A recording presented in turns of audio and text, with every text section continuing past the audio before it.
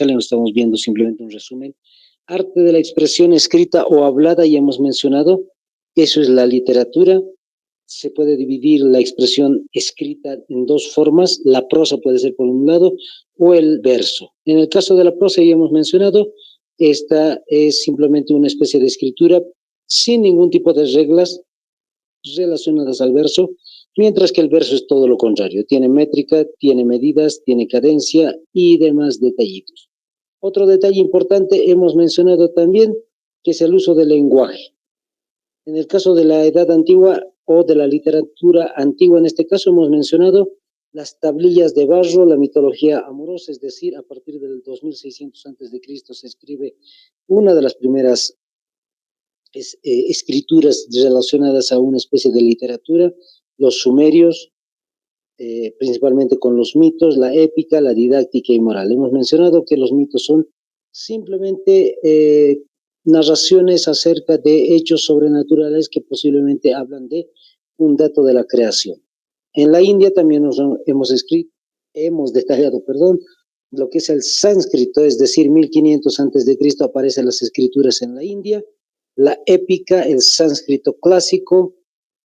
Hemos mencionado también el Extremo Oriente, a partir del 3000 a.C. se escribe China, las tácticas militares y principalmente en Japón las crónicas, que son un relato de la historia japonesa, y poesías también. En Europa lo que nos interesa en parte es el detalle más importante, Grecia como pilar de manifestación mejor artística de lo que es Europa. Homero es el personaje principal, las obras más importantes, la Ilíada, la Odisea, poesías también con Safo, teatros con Esquilo y Sófocles y la comedia.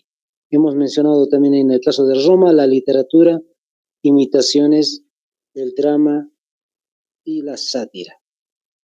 Entonces, a eso se le denomina justamente la literatura antigua, hemos mencionado, conjunto de obras escritas por las civilizaciones antiguas, como el poema de Gilgamesh, ya lo hemos mencionado, el Pentateuco, la Biblia a partir del siglo XV antes de Cristo o el siglo X, muchas veces se data. Ahí están las obras importantes de la Odisea y de la Ilíada de Homero, siglo VIII antes de Cristo, el Tanaj hebreo también, la Biblia, pero el caso del Antiguo Testamento. Hemos mencionado algunos detalles de la literatura antigua y de esa manera hemos terminado el caso de la literatura en la antigüedad. Posteriormente hemos mencionado, aún vamos a buscar la imagen correspondiente. Ahora sí. Hemos mencionado también la literatura de la Edad Media, que es esta imagen que estamos observando también. Tiene que ver, habíamos mencionado justamente con estos detalles que ya lo hemos mencionado, dentro de lo que es la Edad Media, el conjunto de obras literarias escritas en Europa. En Europa hemos mencionado varios países, autores. Es el caso de Roma, Francia, Gran Bretaña y el Islam. Los árabes también están metidos en el caso de el asunto de la Edad Media. Fíjense, la literatura latina, las hagiografías son biografías de los santos, hemos mencionado. Los misterios, las pasiones son escritos acerca de los santos en algún caso. Los cuentos alegóricos también. Hemos mencionado en la literatura vernácula la poesía épica, las cruzadas, un texto muy importante, el Decamerón de Boccaccio, la poesía de Dante Alighieri y los cuentos de este autor Geoffrey Chaucer. Literatura árabe, hemos mencionado textos religiosos a partir del sexto siglo después de Cristo, como textos importantes, Las Mil y Una Noches, Sinbad el Marino y muchas poesías y cuentos también de esa literatura. La literatura persa también de la misma manera, pero principalmente en el aspecto poético. La literatura turca también hemos mencionado, tradiciones orales, la épica, la prosa épica, el diccionario enciclopédico, muy avanzados también los turcos. En el caso de la literatura china, también más poesía, novela. En el caso de Japón, más poesía que novela, prosa y cuento.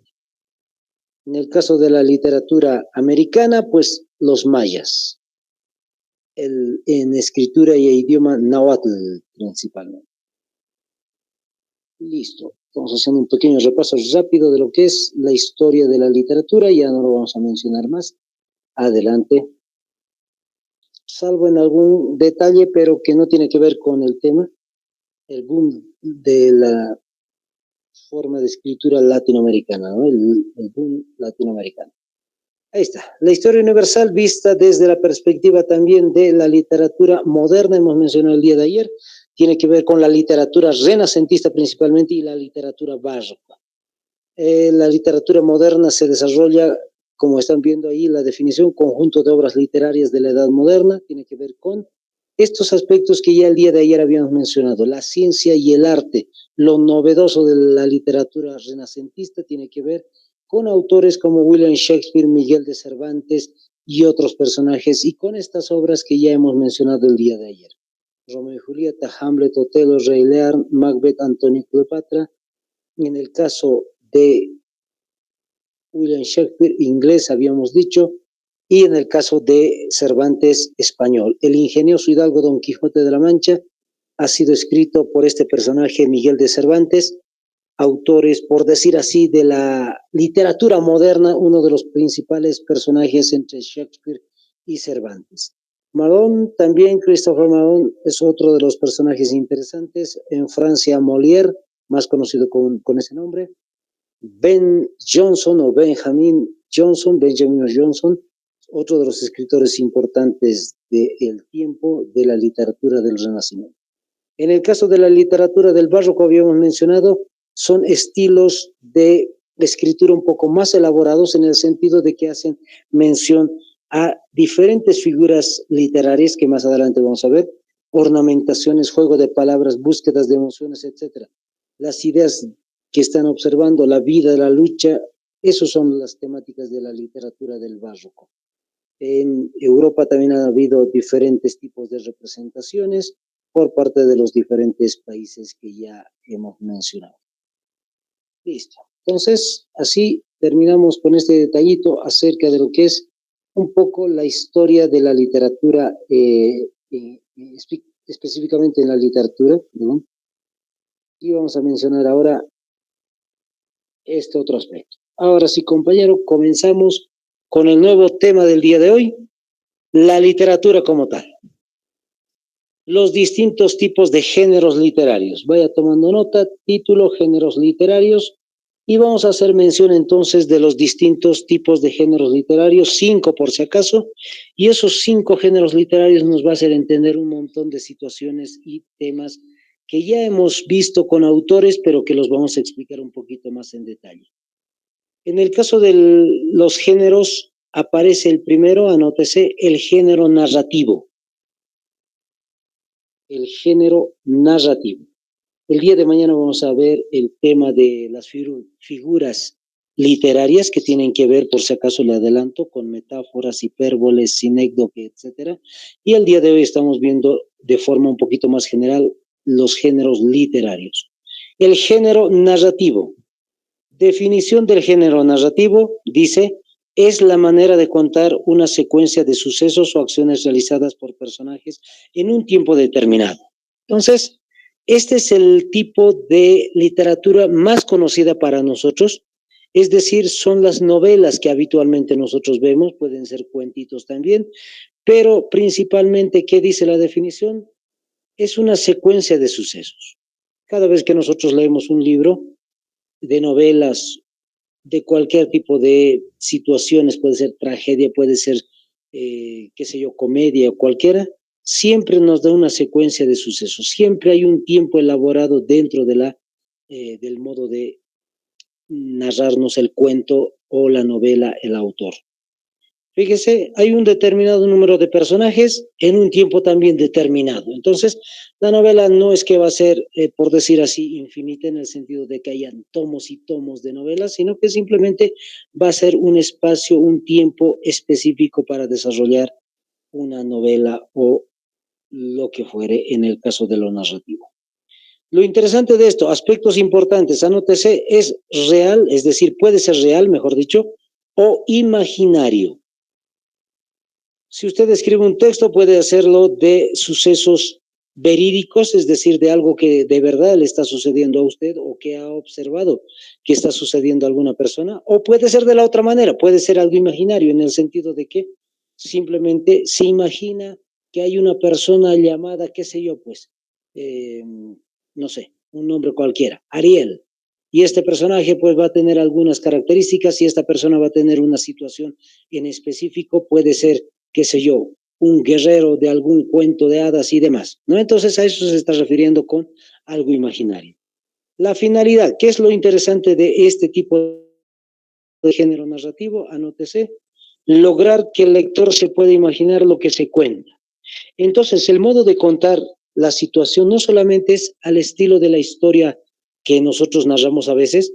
Bolivia tuvo una guerra con Chile, la guerra del Pacífico de tal año a tal año, las situaciones y las batallas han sido de tal fecha a tal fecha, la batalla de Calama, la batalla de Tocopilla, qué sé yo.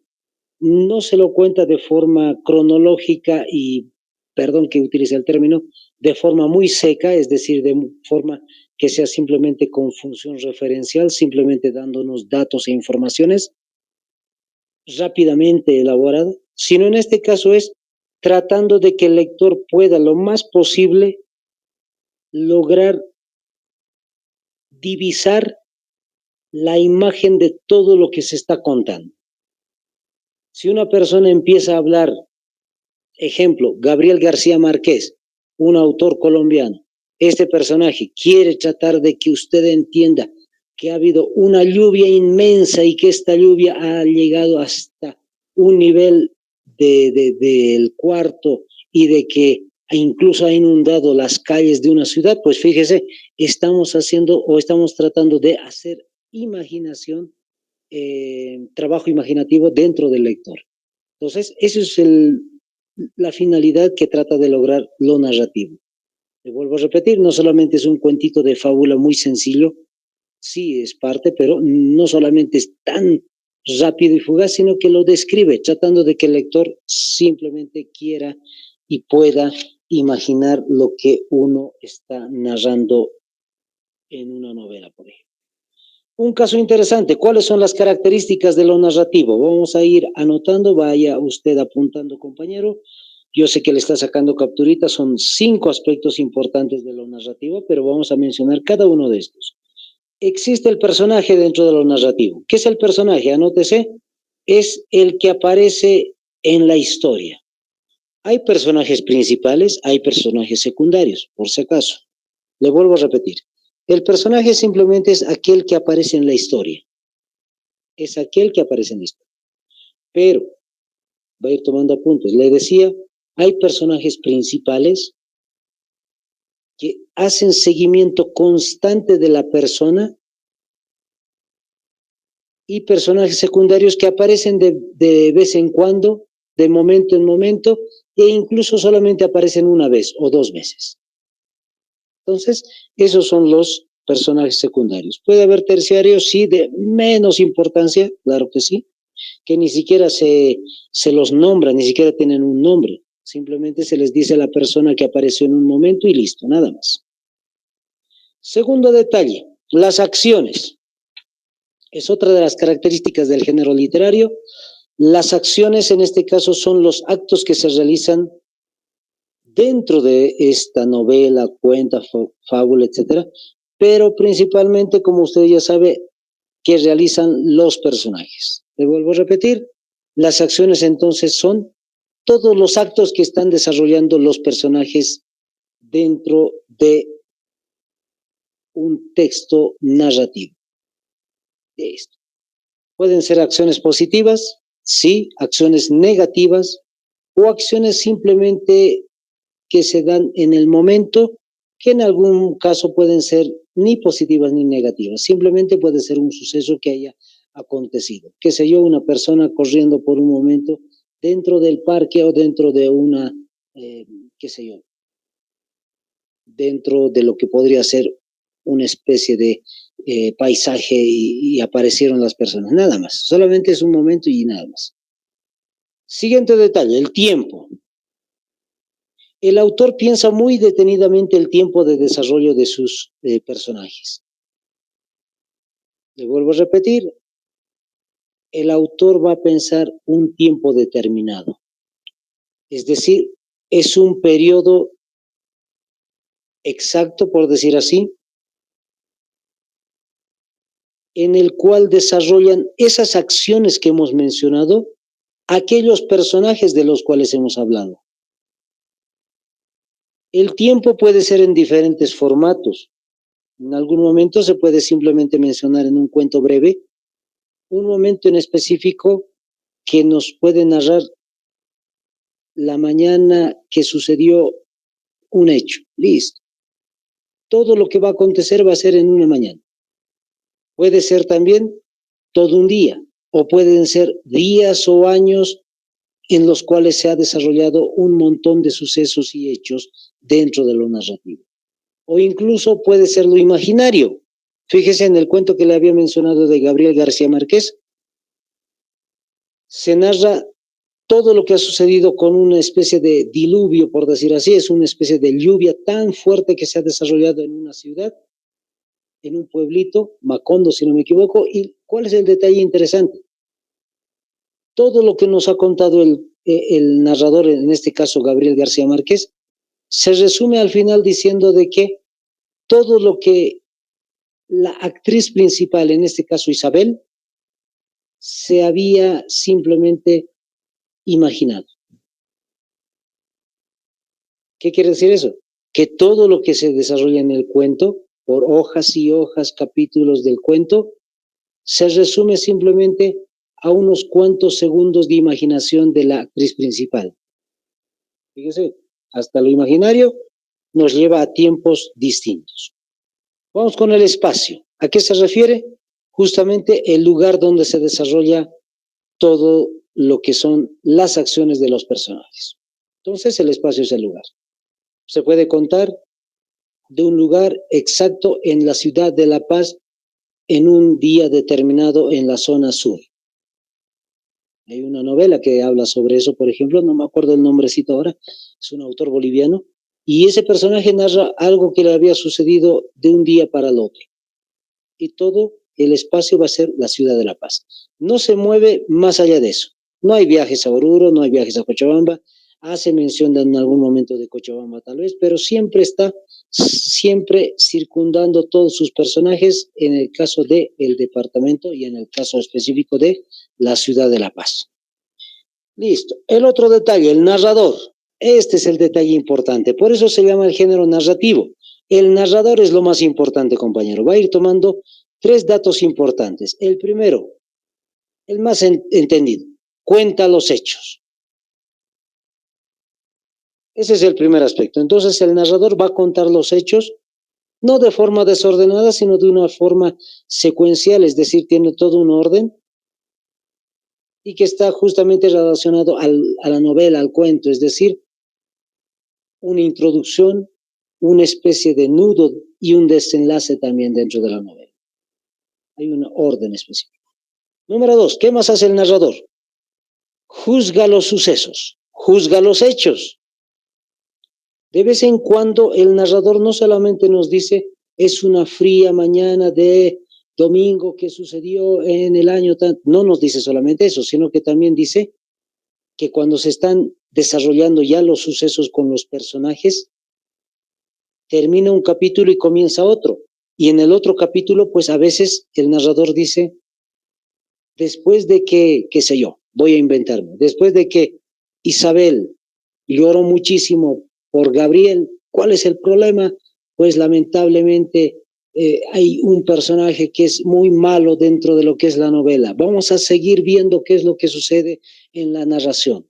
Entonces el narrador a veces juzga y dice que está mal lo que está sucediendo en un hecho determinado. No solamente se queda con la narración de forma histórica, sino con ya valores que el narrador mismo pone. Finalmente, a veces aparece el narrador de forma directa, como ya le he contado, aparece diciendo, hoy es tal día y yo voy a presentarles a tal personaje, hablando de un narrador, y a veces no aparece. o aparece, es decir, existe, pero no aparece de forma directa.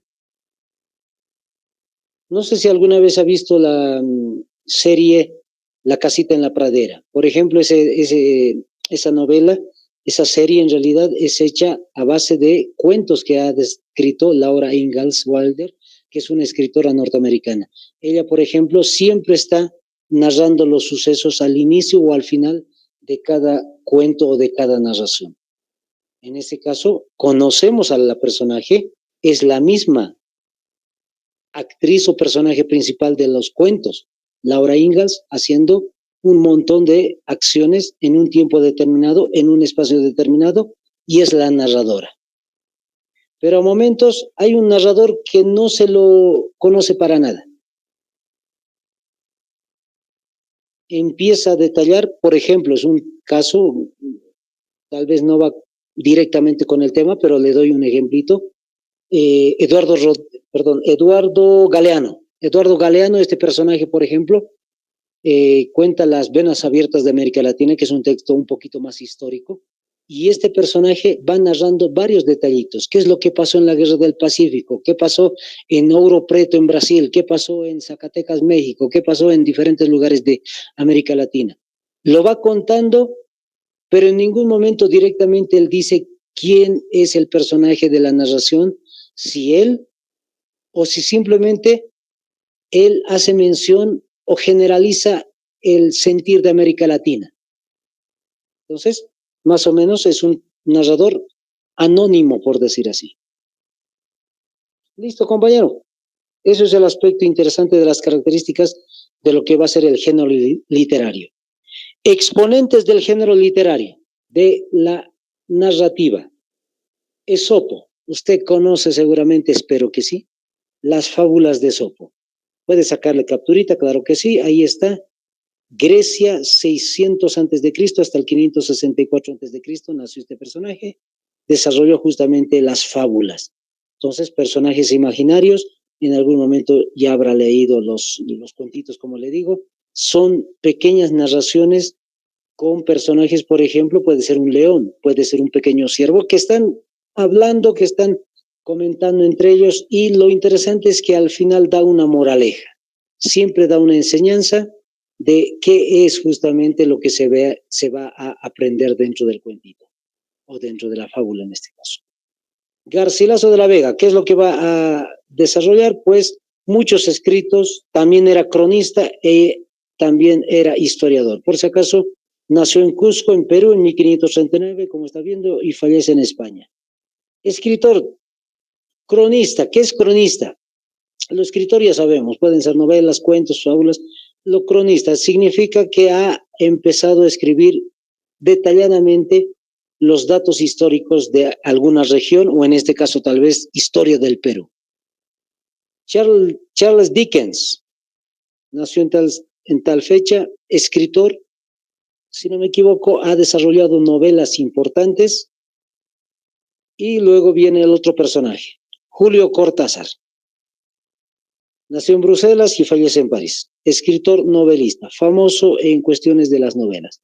No se preocupe, en algunos casos, compañeros, no le estoy citando todavía obras literarias de algunos de los personajes, como Garcilaso de la Vega o de Julio Cortázar, incluso el mismo Charles Dickens. Vamos a ver un apartado de lo que va a ser la literatura del boom latinoamericano, y entonces van a ver muchos personajes ahí mencionados. Tal vez vamos a ver algo de lo que es la literatura postmoderna, también van a estar ahí mencionados. Otro de los personajes importantes, Mario Benedetti, nace en Uruguay, escritor, poeta, novelista y cuentista. Estos son los exponentes principales entonces de lo que va a ser el género narrativa. Y como ya le había mencionado, pues Gabriel García Márquez, colombiano, falleció en México.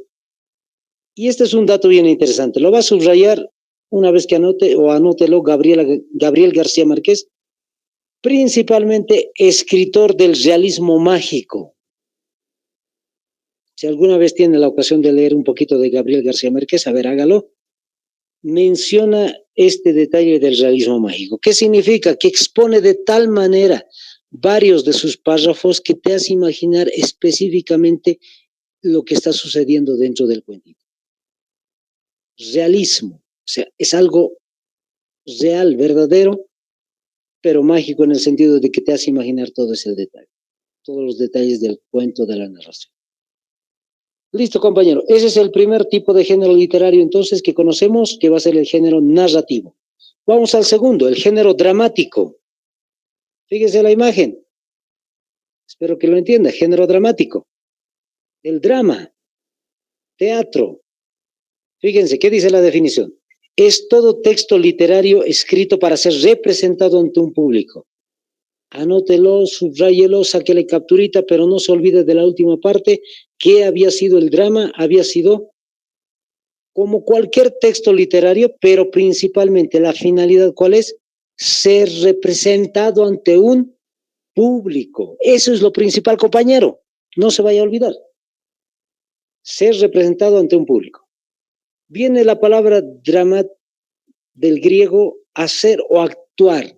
Eso es lo principal. Entonces, cada vez que usted dice género dramático, está diciendo género para actuar, para hacer la obra realidad, si quiere usted. Características del género dramático. Vamos al detalle. Primera característica principal, el autor tiene una intencionalidad. Los hechos no se relatan, se representan. Ojo. El escritor ya de hecho cuando escribe, puede ser el teatro, puede ser una corta novela incluso, etcétera, como en el caso de Laura Ingalls que les decía, tiene una intencionalidad. La intención es que en algún momento esta obra va a ser representada. ¿Puede moverse un poquito los diálogos? Claro que sí, se pueden mover. Pero la idea del discurso, es decir, la idea, el hilo conductor de toda la obra, no se va a cambiar. Ejemplo bien interesante. Sé que es reestructurado, reescrito, pero el caso de, por ejemplo, este autor de películas muy famosas en México, Cantinflas. Cantinflas juega mucho con dos obras interesantes justamente que tienen que ver con Shakespeare y Miguel de Cervantes. Miguel de Cervantes hace la película justamente de lo que va a ser Don Quijote de la Mancha. ¿Va a cambiar algunos diálogos? Claro que sí.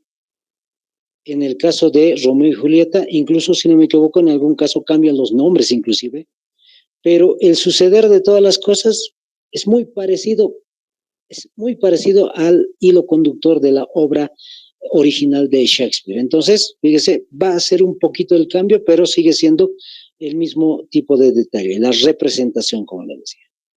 Segunda característica, su expresión es el diálogo. Ojo, subráyelo, anótelo. Si bien las novelas, cuentos, incluso las fábulas tienen un pequeño tipo de diálogo, entre el león y el cervatillo, por ejemplo, sí tienen un diálogo. Específicamente aquí expone, sobreexpone, incluso resalta muchísimo el diálogo.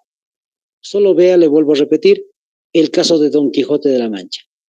Son hojas y hojas y hojas de diálogos entre Sancho Panza, Don Quijote o Don Quijote y otros personajes, Dulcinea, qué sé yo, un montón de personajes y principalmente va a ser expuesto el diálogo. Otro, los personajes cobran vida gracias a actores y actrices. Como ya hemos mencionado, el drama tiene que ser actuado, hecho, realizado. Entonces, los personajes de la obra literaria sí van a cobrar vida. Ese es el detalle interesante. Romeo no va a ser el Romeo escrito en el texto, sino va a ser el personaje que va a aparecer en algún momento, que lo vamos a poder observar nosotros. Hay una película bien interesante que es sobre Peter Pan. No sé si ha visto alguna vez la película Peter Pan o el dibujo Peter Pan, pero hay una película que se hace sobre este detalle. Es un escritor que va a empezar a escribir justamente la novela, el cuento de Peter Pan, y empieza a relatar todos los detalles interesantes en formato narrativo, pero se vuelve dramático en el sentido de que el personaje cobra vida. no solamente se queda en el texto, como le vuelvo a repetir, sino que se lo expone, se cobra vida justamente. Otro detalle importante, incluyen la tragedia y la comedia. Es decir, no solamente va a ser el caso de Romeo y Julieta, trágico, o de otras obras, como Hamlet quizá, sino en este caso puede ser la comedia. Antes, ¿por qué le estoy mencionando esto? Porque antes, cada vez que se decía género dramático, todos pensaban directamente tragedia. ¿Qué es la tragedia? Que el final va a ser trágico, que va a ser muerte, o que no va a ser lo que uno está pensando como finalidad de vivieron por siempre felices. No, va a ser trágico. Pero en algún caso se ha relacionado poco a poco con la comedia. Y las obras teatrales que nosotros vemos hoy, por ejemplo, aquí en Bolivia, como Fico Show, por ejemplo, las obras teatrales que hace años se daban en diferentes teatros en La Paz, en El Alto o en Cochabamba, en Santa Cruz, pues tienen que ver con eso.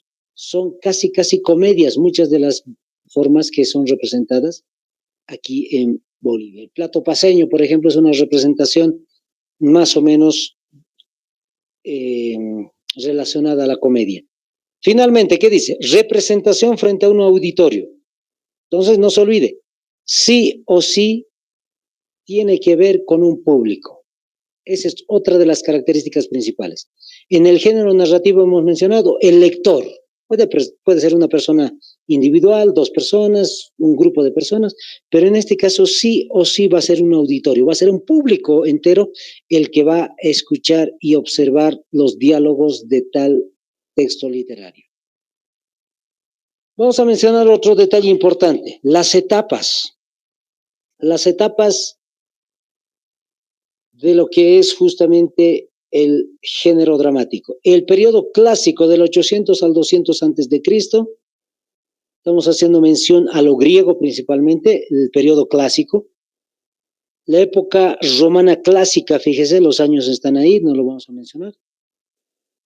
El periodo medio inglés, se salta de los romanos directamente a lo inglés, fíjese. 455 fue los romanos y pasamos a 1066. Mucho tiempo después se retoma otra vez lo que va a ser el género dramático. Luego el periodo Tudor, que es ya casi seguido, 1485 a 1558. Más periodos todavía dentro del género dramático, periodo isabelino. Acá ya hay una continuación. 1558, 1603, luego 1603, 1625, 25 al 49, etc. Hay un recorrido ya que simplemente cambia por autores principales que han marcado una diferencia entre lo que va a ser lo dramático. Periodo jacobeo, época carolina, periodo de la restauración, y seguimos viendo otras etapas. Época de Augusto, edad de Johnson, periodo del romanticismo, periodo victoriano, periodo posmoderno. Fíjense, hasta nuestros días. Le menciono, la mayoría de estas épocas que le he mencionado, periodos clásicos griegos, romanos, ingleses, Tudor, etcétera, lo principal que van a jugar, vamos a decir, van a ir desarrollando sus obras, es, anótese, tragedia, comedia. Principalmente, compañero. Todas las épocas juegan principalmente con tragedia, comedia. Tragedia, comedia, tragedia, comedia.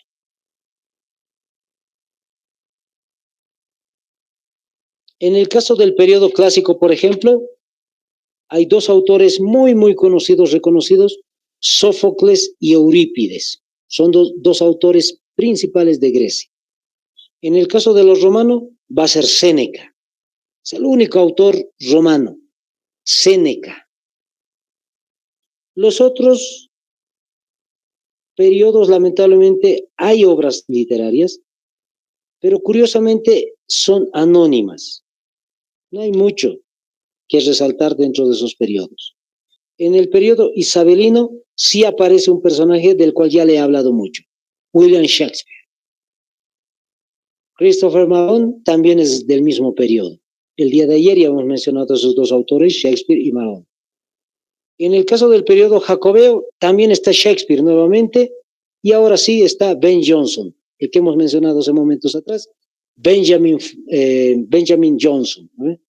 Uno de los autores de la época de la literatura renacentista. Más adelante hay otros autores menos conocidos: Philip Massinger, James Shirley, Aprah Venn, George Lillo, John Gay, Oliver Goldsmith y otros más, que son un poquito menos conocidos hasta llegar hasta las últimas etapas. Listo, vámonos al género lírico.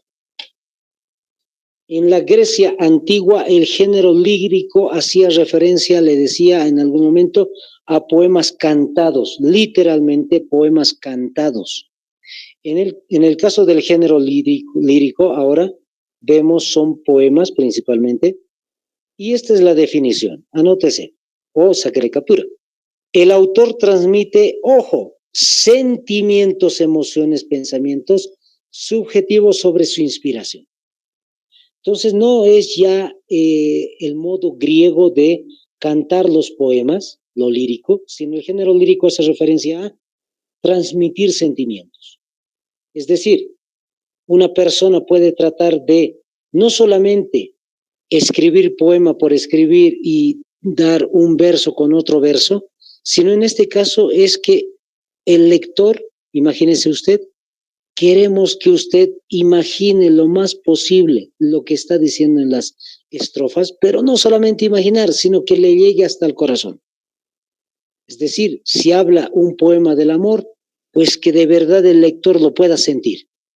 Si habla de la ira o del odio, que de verdad pueda sentir esos sentimientos en su propia humanidad. Eso es lo que desarrolla el género, entonces, lírico en este caso. Viene del griego lyricus, justamente, que significa lírica. No hay mucha diferencia. Lírico es transmitir sentimientos. Fíjese los dos términos que están en la parte inferior.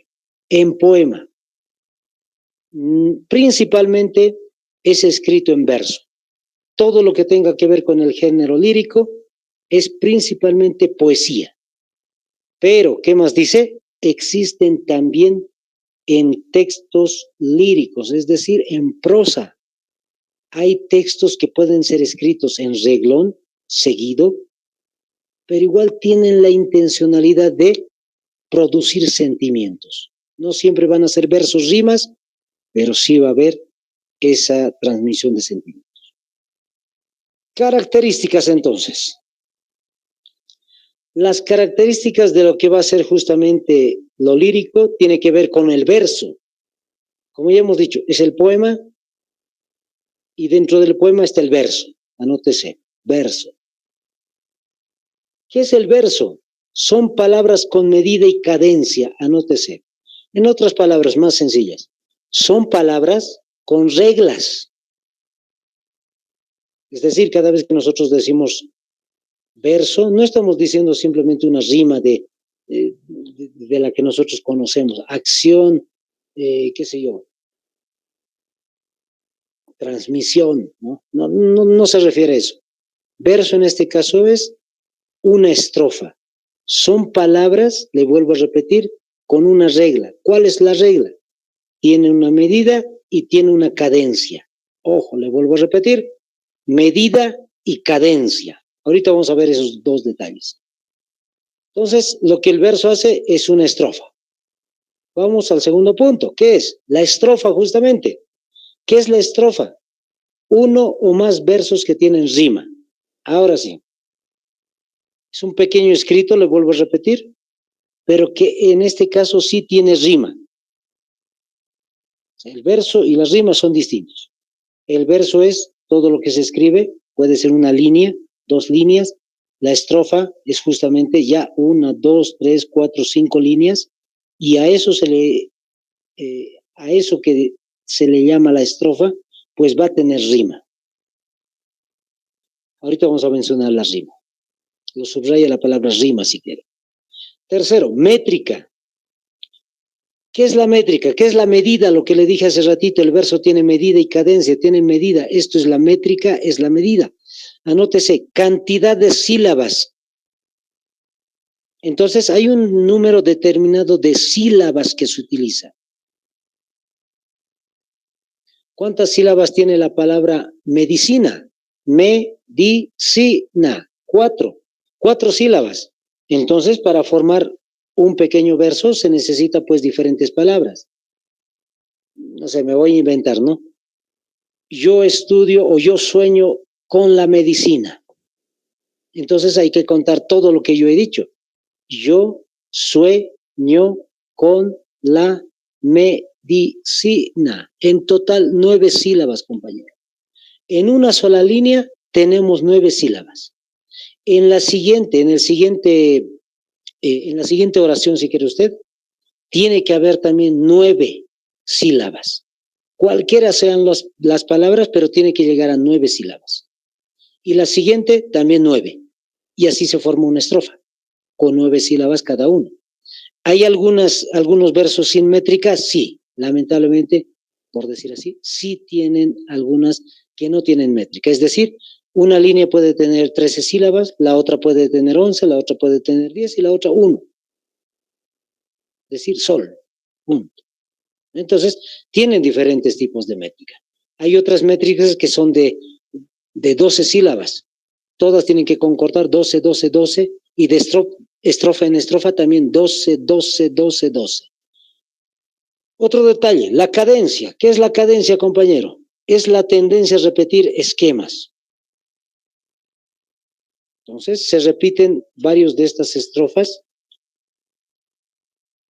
y principalmente con las rimas y los acentos. Va a haber palabritas que se van a ir mencionando repetidas veces, como por decir la medicina y la resina, no sé, cosas así, ¿no? Entonces tiene que ver con palabras que van a ir acentuando elevaciones incluso de sílabas en algún momento exacto.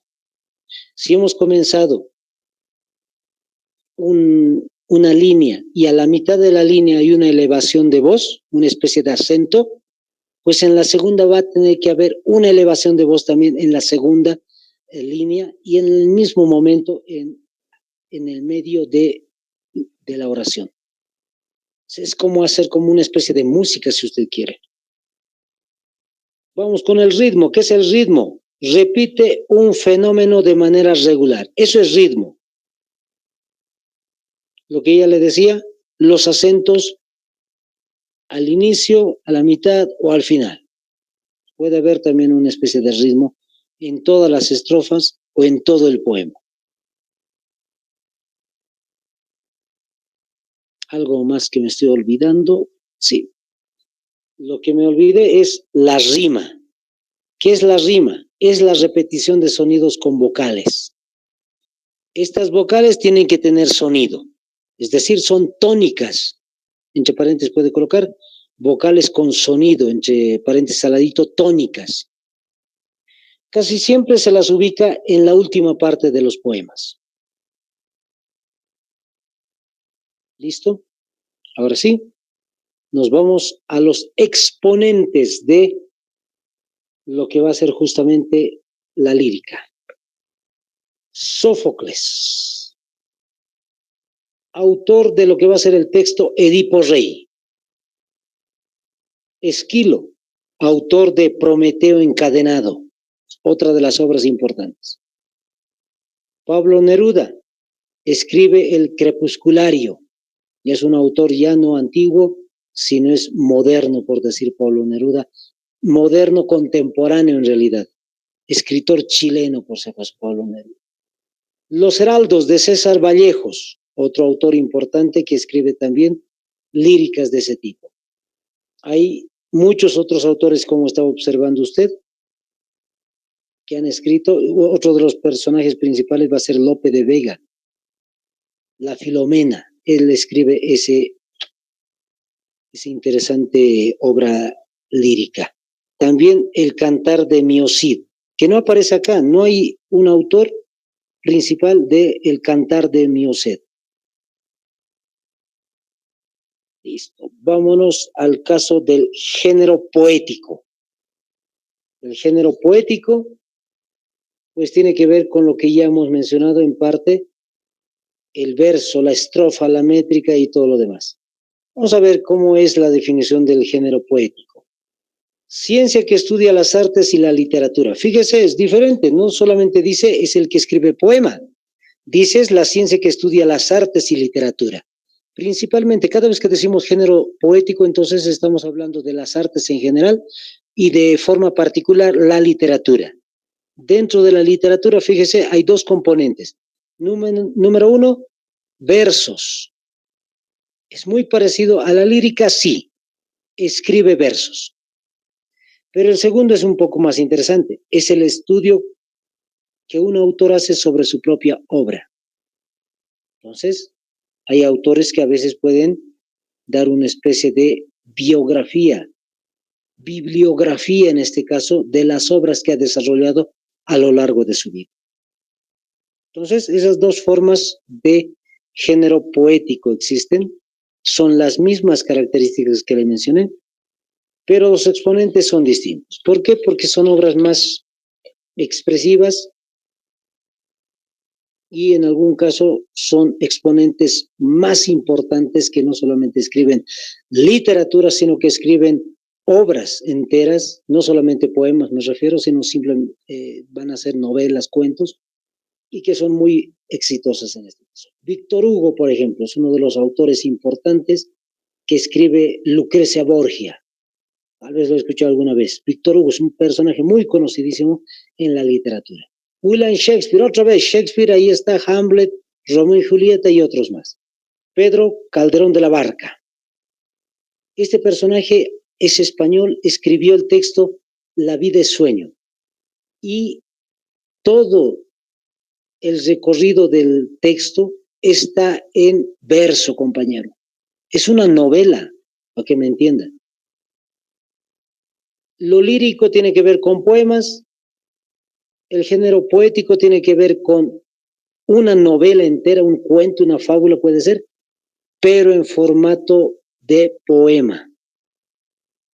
Si usted ve un poquito el texto de Pedro Calderón de la Barca, en el internet puede buscarlo, La vida es sueño, va a poder observar, todo está en verso.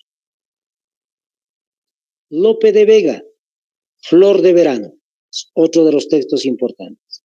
Molière, que hemos mencionado el día de ayer, ha escrito Don Juan de Zorilla. Don Juan, el famoso Don Juan. ¿Hay textos anónimos? Sí, como el texto Auto de los Reyes Magos. Y terminamos con el género didáctico el día de hoy. Lamentablemente no tengo tiempito más. Es un poquito más extenso, fíjese, el género de didáctico tiene que ver con muchos datos y entonces el día de mañana lo vamos a ir revisando, compañero, para no quedar a medias. Es 9 de la noche, espero que todos estos datos le vayan sirviendo. Entonces el día de mañana continuamos. Bendiciones, compañero, hasta mañana. Hasta mañana, profe. Chao, chao, compañero.